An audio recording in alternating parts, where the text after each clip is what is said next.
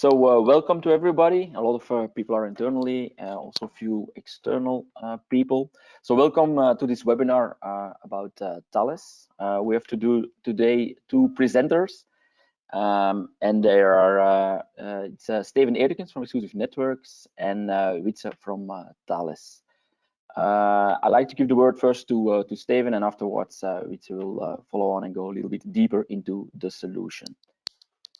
First of a few things about Exclusive Networks. We are a distributor, and Thales is one of our core vendors that we work together. We have a very good relationship with them, and we can support you on a technical level, but also, of course, on a sales level. So if there are any questions after this webinar, feel free to contact us. If there are other opportunities or stuff you can talk to that we can help you with, let us know, and we will support you in it. And now I would like to give the word to Steven. Thank you, Stefan. Okay, so the agenda for today, first of all, I'm going to talk a little bit about trends in the cloud and why it is important to encrypt and whose responsibility it is. And then the keys become important. Will become clear on the later slides, but it is key that, okay, maybe it sounds a little bit strange, but it is key that you use your own keys instead of let the cloud provider be responsible for everything. But for the solution to that, I will give the word to Wietse Kartveld from Thales. Okay, Wietse. Okay, so something about the cloud trends in 2019 from the Thales Cloud Security Report. So what we see today is multi-cloud is hot. So companies who go to the cloud typically don't choose for one cloud provider only. They typically use 2 or 3 cloud providers like Amazon and Azure. If you want to encrypt data in the cloud, those cloud providers natively support key management, but the issue with that is you don't own the keys. You don't own the keys to encrypt the data. You can decide which key you use, but the owner of the keys is a cloud provider, and that means that in theory the cloud provider is able to look into the encrypted data, and that's something you don't want. Now here that's not good. So what you see here is that half of the companies, of the organizations, aren't even encrypting the data. Okay, that's something which is not good, of course. Some cloud providers are encrypting the data as an option, but then you don't have the option to choose your own keys. Some cloud providers will do it for free for you.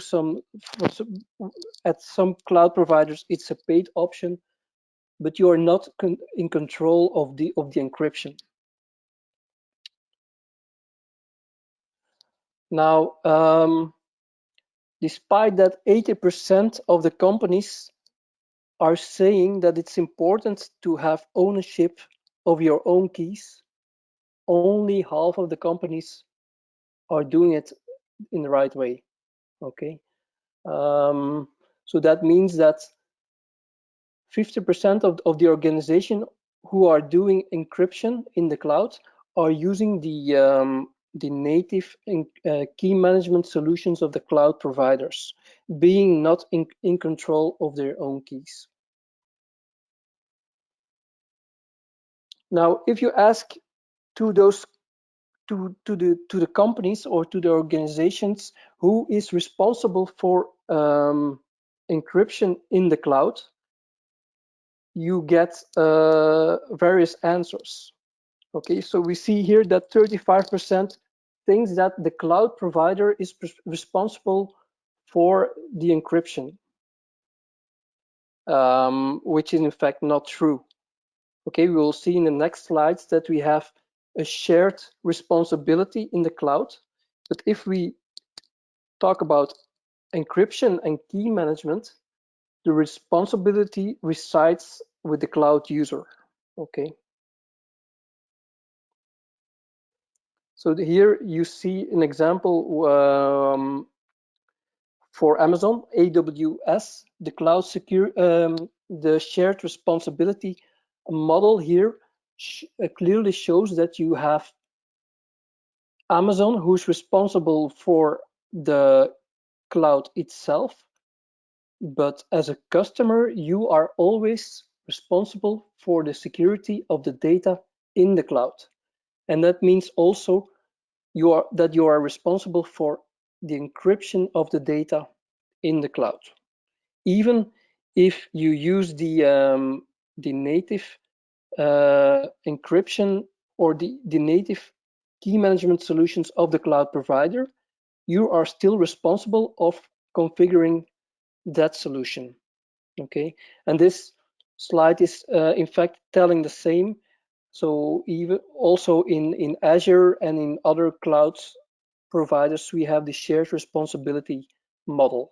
Okay, so you are always, as a customer, responsible for the data in the cloud and the security. Now, this slide is, so there is a report published by ENISA, which is the European Network and Information Security Agency. And what is key here is that out of that report comes that data protection is one of the top priorities when it comes to cloud security. Okay, so when we talk about cloud security risks, data protection is number one, together with compliancy risks. So encryption, it's a no-brainer. Okay, and how you do it, which you need a key management solution, and preferably being the owner of your own keys. So now I will give the word to Wietse from Thales, who will talk about the solution of Thales and how to do that, how to integrate that with cloud environments. Yes, thanks, Steven. So as Steven explained, whenever you look at a cloud service provider like Amazon or Google or Microsoft, they will always tell you that you are in charge of your own data and that you need to make sure that you control how you encrypt it. They will give you some possibilities to do that. They will give you some key management functionality. But as Steven also explained, if you look at a multi-cloud strategy, then it becomes important that you as a company have a uniform way of encrypting your data across those cloud providers, but also on the part that remains on-premise. A lot of companies are going for a hybrid setup. They don't want to go for a full cloud setup because they realize that although it's easier to set up, it also comes with a lot of costs and hidden costs that they don't necessarily want to pay year in, year out. So they're looking for a way, how can we use the cloud to its benefits, but how can we still keep some part of our infrastructure on-prem? And then what do we do with our sensitive data? Because if we have a hybrid setup with then a multi-cloud setup, how do we keep track of that data? How do we make sure that everything is encrypted, that the right people have access to the data that they need? And that, of course, that intrusion of your data that cannot occur. So when we talk about data security, of course, we're not a firewall provider or any of those or a VPN solution or whatever. So when we talk about data security, we really talk about the data itself. And there are a few points that we pay a lot of attention to. The first is who has access to your data. So you can encrypt everything you want, but if everybody has access to it then and can decrypt it, then of course that encryption has no added value to your company.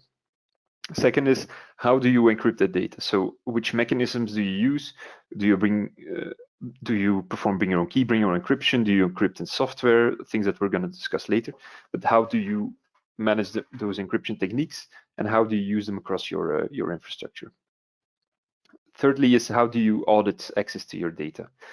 So when companies use different cloud models and they spend or they put data in different environments, then it becomes much harder to have a uniform monitoring tool that can track all those different components of your infrastructure.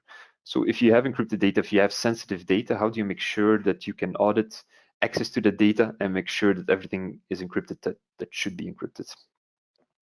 And then lastly, and of course very important in our scenario, is how do you secure your encryption keys? So it's good that you're already encrypted, but how do you make sure that those encryption keys are kept safe and that nobody has access to them that shouldn't have access?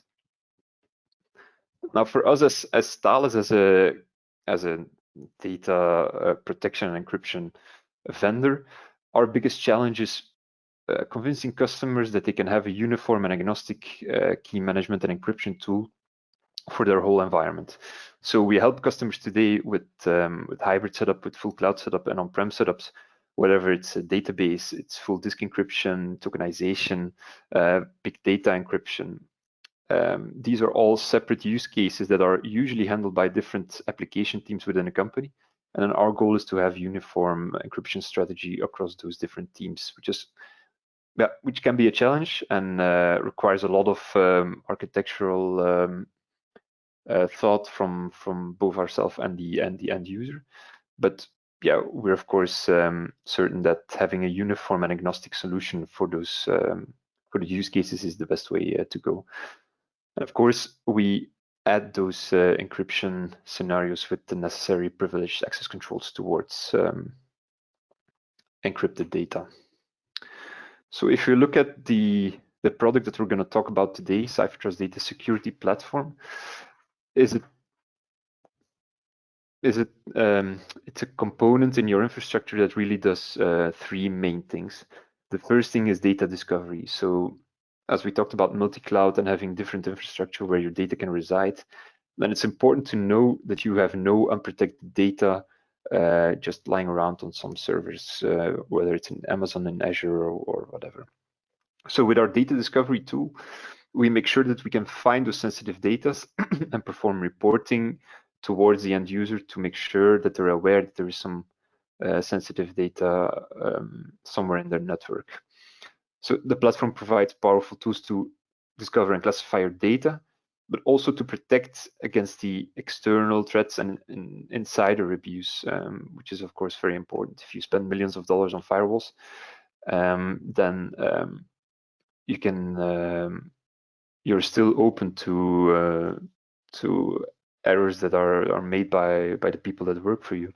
So with a robust protection mechanism, we avoid insider abuse, and we can add also the granular access controls and the tokenization strategies, for example. And thirdly, we control the data wherever it's stored. So we control both on-prem environments, but also cloud environments combined with centralized key manager. So if you look at what types of sensitive data we can look for, there is really no exception. So we look at cloud storage, we look at databases, we look at file shares and big data.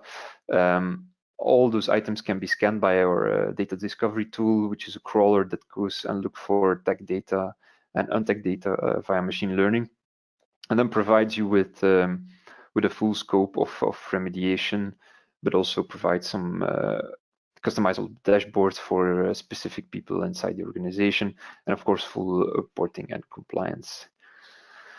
If we have a look at the key manager itself, then there are really three big points that we address from feature perspective. So of course, firstly, we talk about centralized key management. If you encrypt your data, then you need to make sure that your keys are safely stored and can only be accessed by the people that need them.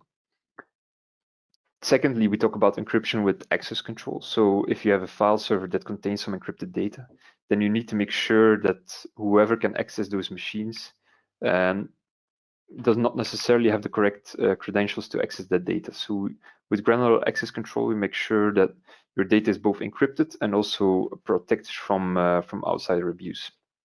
And thirdly, the main point of today, of course, is the cloud key management. So how you own and control your own keys in a cloud environment.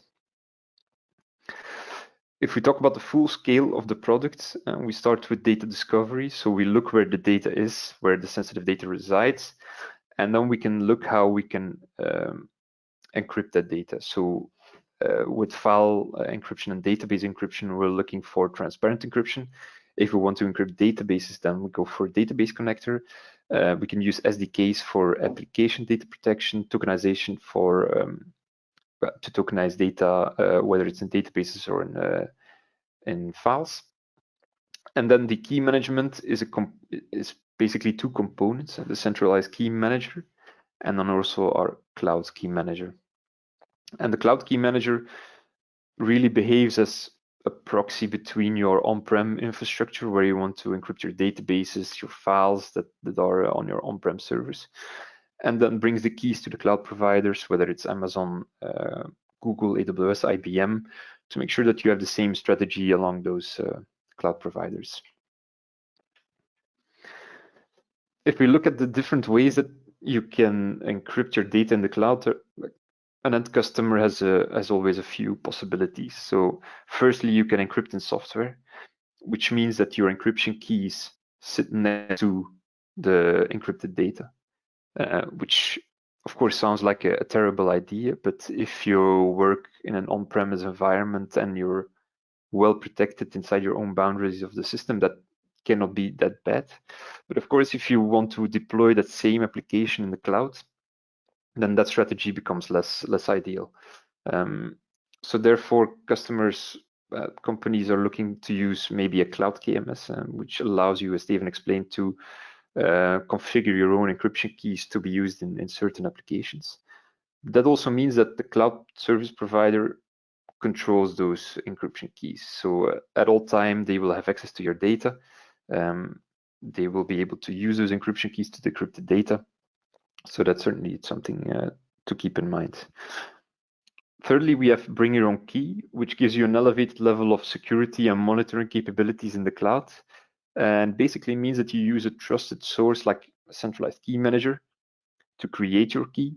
And then you can import it in your cloud environment, where you can use it in either Cloud KMS or in Google or in Azure or Amazon or wherever. And the most granular and flexible way of encrypting is by bring your own encryption. So we've talked about encrypting databases on-prem or file servers on-prem.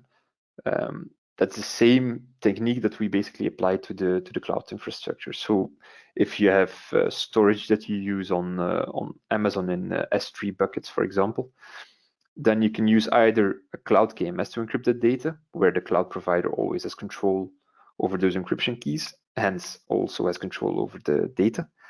Or you can do bring your own encryption, where you bypass completely the infrastructure that is provided by the cloud service provider. And you say, no, I don't want to use your systems. I'll have my own system, and you're in full control of both the data you encrypt and what encryption key you use to encrypt that data.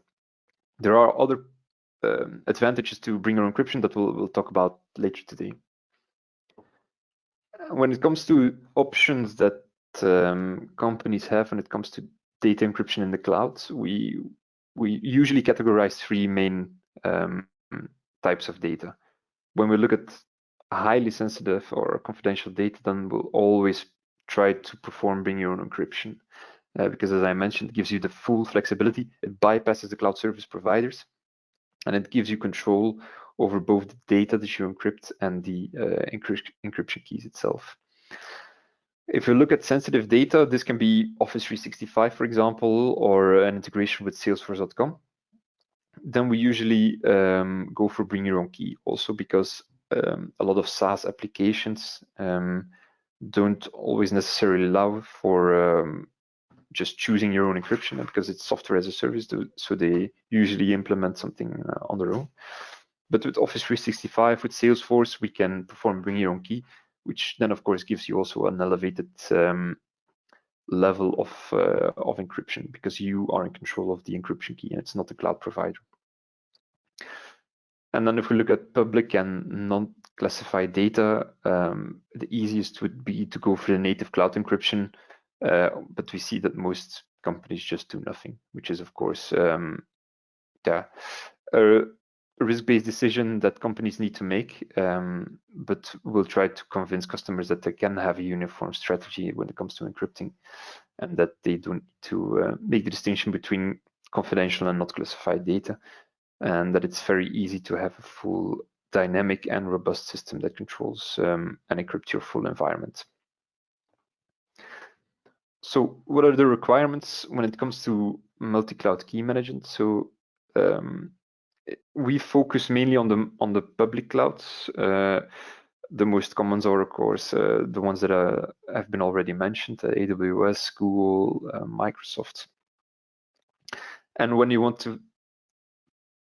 to create a strategy for multi-cloud key management, say the main functionality or the core functionality, as mentioned here, is to be able that you are always in control of your keys, that you have a secure key store where you manage the keys and hold your own keys, and you decide where you want to deploy them, where you want to put them in AWS, in Google Cloud, in Azure, but you're always in control of where you use the keys, whether you want to create a new key, take a backup, perform a rotate, you're always in control. And how does the key lifecycle management then work for a centralized key manager?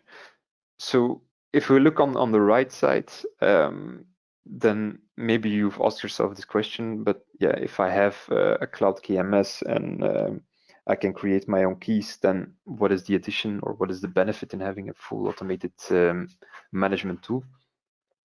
Well, basically, it makes sure that there is no manual error in the process.